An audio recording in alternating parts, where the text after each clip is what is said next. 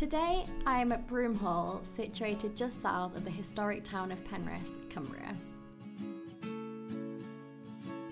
Broomhall's history dates back to 1837, when Lord Brougham, once Chancellor of England, designed the first broom carriage. I am here to interview Jonathan Boston and to find out a bit more about his role in keeping Cumbria and its countryside green and eco-friendly. So what is it you do exactly, and how does it benefit Cumbria?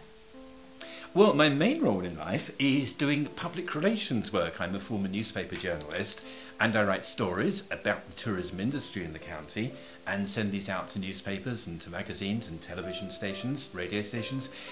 I also have a role in promoting the principles of sustainable tourism as well within Cumbria. Cumbria and the Lake District are obviously branded as being completely green and eco-friendly, but what are the issues associated with that? There are risks, there's no doubt about it. We look up onto the hills and we see this glorious landscape.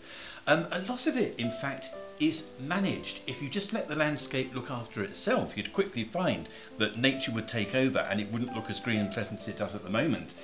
Landscapes do have to be managed, and woodland management and countryside management is a very important part of the landowner's duty. And what would you say is being done to combat these issues and raise more awareness? As far as agriculture is concerned, it is a very difficult one. We do rely on agriculture, but we also rely a lot on tourism as well. Now, every year, visitors to the Lake District come and spend around £73.5 million in the area. That's an awful lot. It actually sustains, according to Cumbria Tourism, around 36,000 jobs which are dependent wholly on part on tourism. That covers cafes, pubs, shops, visitor attractions, this sort of thing.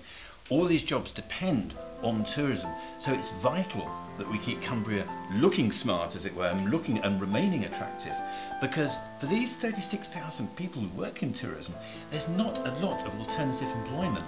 Agriculture, I'm afraid, is on the decline. Tourism is on the up. We've got to look after that for the sake of our local economy. And what's still left to do?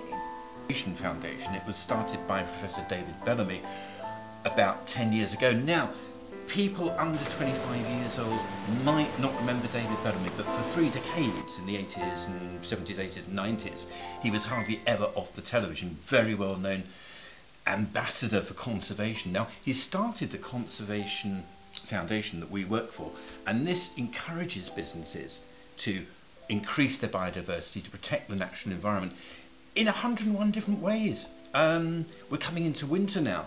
What about winter feeding of red deer?